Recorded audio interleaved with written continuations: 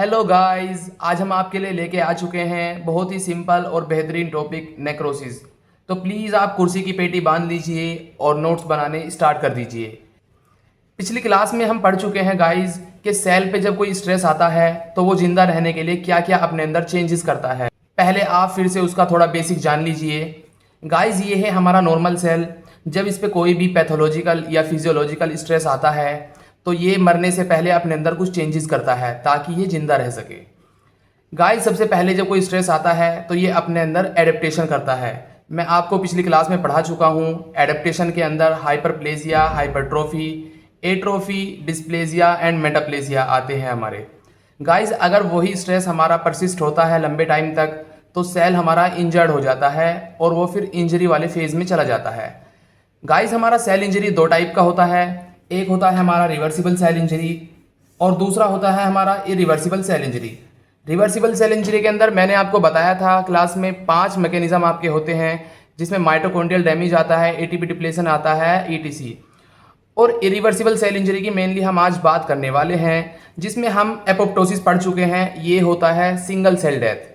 Guys, आज हम पढ़ने वाले हैं नेक्रोसिस, जो कि होता है ग्रुप ऑफ सेल डेथ। ठीक है,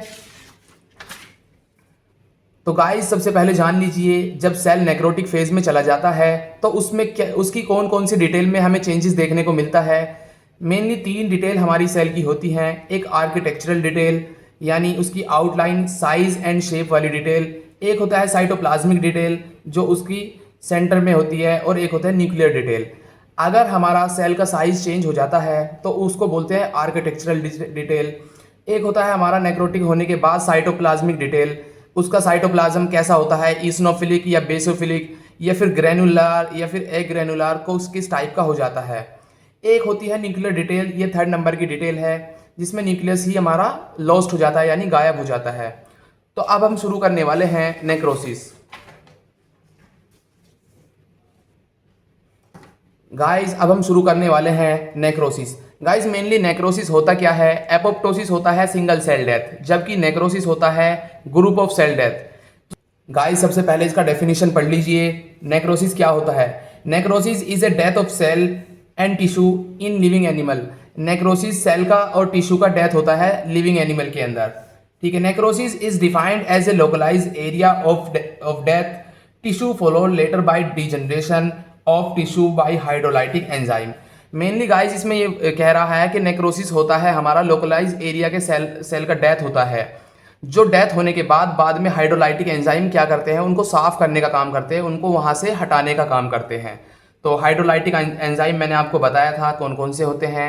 ATPase, endonuclease, phospholipase and protease.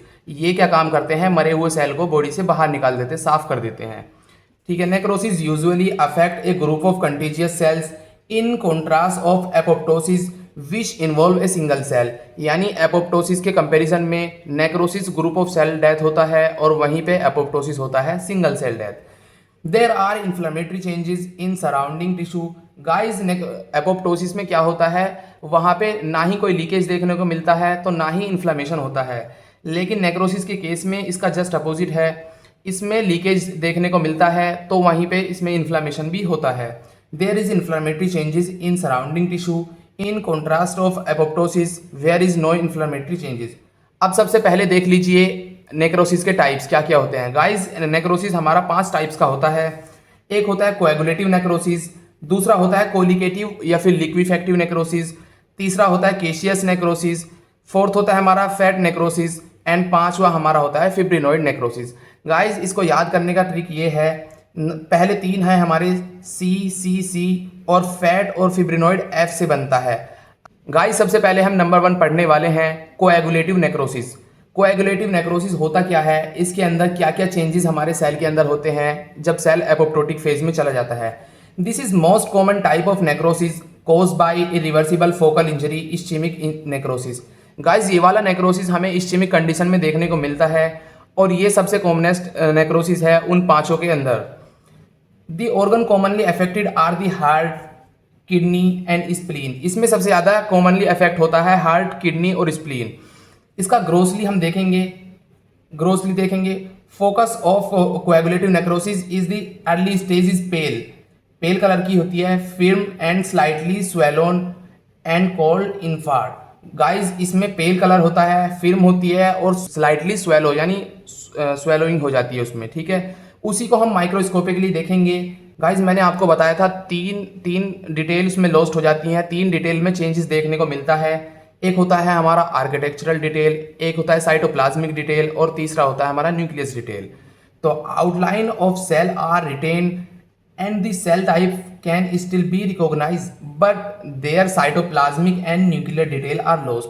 ये बोल रहा है कि इसका आर्किटेक्चरल डिटेल तो सेम रहता है, वो रिटेन हो जाता है, लेकिन साइटोप्लाज्मिक और न्यूक्लियस डिटेल इसमें लॉस्ट हो जाता है। ये हम बात कर रहे हैं कोएगुलेटिव नेक्रोसिस की। The necrosed cell are swollen and have more eosinophilic cytoplasm than normal। Normal cell के मुकाबले इसमें ज़्यादा eosinophilic साइटोप्लाज्म देखने को मिलता है कोएगुलेटिव नेक्रोसिस के अंदर। कॉजेज क्या है इसका? Ischaemia of all organ except brain. Brain का इस्कीमिया छोड़ करके किसी भी ऑर्गन का इस्कीमिया के अंदर जो नेक्रोसिस होगा वो होता है कोएगुलेटिव नेक्रोसिस, जबकि ब्रेन के अंदर होता है हमारा कोलिगेटिव नेक्रोसिस। एक होता है माइल्ड बर्न, जिसमें हमारा कोई भी सेल जल जाता है तो उसमें भी हमारा कोएगुलेटिव नेक्रोसिस देखने को मिलता है। अब इसका हम माइक्रोस्कोपिक फीचर पढ़ेंगे, उसका हम डायग्राम देखने वाले हैं। गाइज ये है कोएगुलेटिव नेक्रोसिस इन इन्फार्ट किडनी, माइक्रोस्कोपिकली देख लेंगे। गाइज ये है हमारा नॉर्मल हेल्दी सेल, जिसमें हमारा आर्किटेक्चरल डिटेल भी है, न्यूक्लियस डिटेल भी है और हमारा साइटोप्लाज्मिक डिटेल भी है। ये इसका जंक्शन है, इसमें इन्फ्लामेटरी सेल इनफिल्ट्रेट देखने को मिलता है, ये है इसका जंक्शन। और ये है हमारा नेक्रोटिक सेल। गाइज देखेंगे इसका आर्किटेक्चरल डिटेल तो हमारा वापस से रिटेन हो गया है, लेकिन साइटोप्लाज्म और न्यूक्लियस डिटेल जो है लॉस्ट हो चुकी है। तो यही हमने इसका माइक्रोस्कोपिकली फीचर पढ़ा है कि इसमें साइटोप्लाज्मिक और न्यूक्लियस डिटेल लॉस्ट हो चुकी है, जबकि आर्किटेक्चरल डिटेल सेम रहती है। गाइज अब हम नंबर 2 पढ़ने वाले हैं लिक्विफैक्टिव या फिर कोलिगेटिव नेक्रोसिस।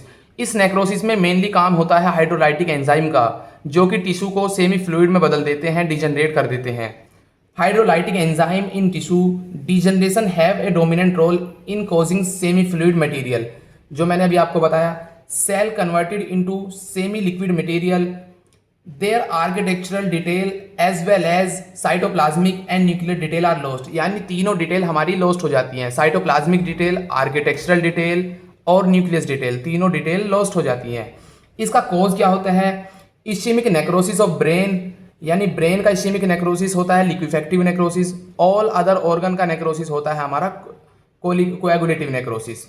नंबर 2 होता है pyogenic bacterial infection. Pyogenic bacterial infection जो हमारा पस फॉर्मेशन करता है वो होता है हमारा pyogenic bacterial infection. Grossly feature देखेंगे इसका। अब इसका ग्रोसली फीचर देखेंगे। Affected area is soft with liquefied centre. Affected area soft हो जाता है किसकी वजह से? हाइड्रोलाइटिक एंजाइम की वजह से। वो क्या कर देता है? टिश्यू का degeneration. Containing necrotic debris, later a cyst wall is form, और बाद में क्या सिस्ट वॉल एक बन जाता है बाहर। Outline and nucleus cytoplasmic detail are lost. यानी ये बोल रहा है कि तीनों मेन डिटेल जो है हमारी लॉस्ट हो जाती हैं, साइटोप्लाज्मिक डिटेल, आर्किटेक्चरल डिटेल और न्यूक्लियस डिटेल। ये इसका डायग्राम है। गाइज ये है एक नॉर्मल हेल्दी सेल ब्रेन का। यहाँ पे देखिए हमारा न्यूरॉन हमारा साफ साफ नजर आ रहा है। इसके अंदर आर्किटेक्चरल डिटेल भी है, न्यूक्लियस भी है एंड साइटोप्लाज्म भी है। ये इसका जंक्शन है, ये हमारा है जंक्शन। देखिए स्वेलो हो गया है, यहाँ पे स्वेलिंग देखने को मिलती है। और इधर है लिक्विफैक्टिव नेक्रोसिस का नेक्रोटिक पार्ट। इधर देखिए तीनों चीज़ लॉस्ट हो, ना ही तो इधर हमारा आर्किटेक्चरल डिटेल है, ना ही न्यूक्लियस है और ना ही साइटोप्लाज्म देखने को मिलता है। गाइस इसके बाद हम नंबर 3 पढ़ने वाले हैं केशियस नेक्रोसिस। केशियस मतलब चीज यानी पनीर लाइक। केशियस नेक्रोसिस क्या होता है देख लीजिए। Caseous necrosis is found in the centre of foci of tuberculosis infection. ये हमारे ट्यूबरक्लोसिस इन्फेक्शन के सेंटर में देखने को मिलता है। वहां पे क्या होता है? टिश्यू चीज लाइक फॉर्मेशन हो जाता है, चीज जैसा दिखने लग जाता है, यानी पनीर जैसा। It combines feature of both coagulative and liquefactive necrosis. Guys ये पहले दोनों कोएगुलेटिव और लिक्विफैक्टिव नेक्रोसिस का एक बीच का नेक्रोसिस है, दोनों से मिलके बना है। ग्रोसली फीचर इसका देख लीजिए। लुकिंग लाइक चीज यानी paneer, there architectural detail as well as cytoplasmic and nuclear detail are lost. इसमें तीनों मेन डिटेल लॉस्ट हो जाती हैं। Cell are got converted into granular debris like cheese. अब गाइस इसका माइक्रोस्कोपिकली फीचर देख लीजिए। ये हेल्दी सेल है, ये इसका जंक्शन है जो कि स्वेलिंग हो चुका है, और यहाँ पे तीनों डिटेल लॉस्ट हो चुकी हैं। ना ही इधर आर्किटेक्चरल डिटेल है, ना ही इधर साइटोप्लाज्मिक डिटेल है, और ना ही न्यूक्लियस डिटेल देखने को मिलती है। अब इसका हम कोजेस देखने वाले हैं। एक होता है माइकोबैक्टीरियम ट्यूबरकुलोसिस, जिसके सेंटर में फोकाई में ये देखने को मिलता है, और एक होता है सिफिलिस। ये दोनों इसके कोजेस हैं। अब नंबर 4 हम पढ़ने वाले हैं फैट नेक्रोसिस। जैसा कि इसके नाम में ही है फैट नेक्रोसिस, ये नेक्रोसिस वहां देखने को मिलता है जहां एक्सेसिव फैट डिपोजिशन हमारा होता है। This type of necrosis found on these organ have excessive fat inside them, death of adipose tissue in a living animal. ठीक है, अब इसका एग्जाम्पल है number 1 female breast and number 2 pancreas. यहाँ ये दोनों ही पार्ट ऐसे हैं, दोनों ही ऑर्गन हमारे ऐसे हैं जहाँ पे एक्सेसिव फैट का डिपोजिशन देखने को मिलता है। इसका कोज देख लीजिए, पेनक्रियाटिक एंड ट्रोमेटिक। पेनक्रियाटिक में क्या होता है, एक्यूट पेनक्रियाटाइटिस, एक इन्फेक्शन हो जाता है, और ट्रोमेटिक में हमारा ये ब्रेस्ट के अंदर होता है ट्रोमेटिक। ग्रोसरी फीचर गाइस इसका देख लीजिए। Fat necrosis is appears as yellowish white and film deposit. Fat necrosis कैसा दिखता है, येलोइश दिखता है, वाइट दिखता है, और फिल्म डिपॉजिट हो जाता है। माइक्रोस्कोपिकली इसका डायग्राम मैंने नहीं बनाया है, लेकिन माइक्रोस्कोपिकली देखने में ये क्लाउडी अपीयरेंस देता है, बादल जैसा, फैट जैसा दिखता है ना, बादल जैसा। The necrose fat cell have cloudy appearance and are surrounded by inflammatory reaction. ये था हमारा फैट नेक्रोसिस। फैट नेक्रोसिस के अंदर गाइस इसके बाद हम पढ़ेंगे फिब्रिनोइड नेक्रोसिस। फिब्रिनोइड नेक्रोसिस हमारा ब्लड वेजल्स के अंदर देखने को मिलता है, जो कि हमारा फिब्रिन लाइक मटेरियल का डिपोजिशन करता है। Fibrinoid necrosis is a characterized by deposition of fibrin like material which has the staining properties of fibrin. The fibrin like material deposition the wall of blood vessels. ये blood vessels की wall के अंदर देखने को मिलता है। Causes इसका देख लीजिए, immunological injury of blood vessels. Immunological injury of blood vessels इसका कोज है। अब देखिए ब्लड वेजल्स की 3 लेयर हमारी होती हैं। एक होती है सबसे अंदर वाली इंटीमा, मिडिल वाली होती है मीडिया, और एक्सटर्नल वॉल होती है एक्सटर्ना। माइक्रोस्कोपिकली देख लेंगे इसको। ये माइक्रोस्कोपिकली क्या है, पिंक कलर का दिखता है। Microscopically brightly eosinophilic hyaline like deposition in the vessels wall. ये है इसका इंटीमा, ये है मीडिया, एंड ये है एक्सटर्ना। यहाँ पे क्या हो जाता है, फिब्रिन लाइक मटेरियल का डिपोजिशन हो जाता है। ये है हमारा फिब्रिनोइड नेक्रोसिस। गाइस सभी नेक्रोसिस का अलग अलग प्रॉपर्टीज़ हैं। किसी जो हमारा कोएगुलेटिव नेक्रोसिस है उसमें आर्किटेक्चरल वॉल तो रिटेन हो जाती है, बाकी 2 डिटेल उसमें लॉस्ट हो जाती हैं। उसके बाद के जो हमारे नेक्रोसिस हैं उनमें तीनों जो डिटेल हैं वो लॉस्ट हो जाती हैं। उम्मीद है आपको वीडियो पसंद आया होगा। ईजी है, बहुत आसानी से समझ लेंगे। और अगर आपको हमारा वीडियो पसंद आया है तो प्लीज़ सब्सक्राइब करना ना भूलें।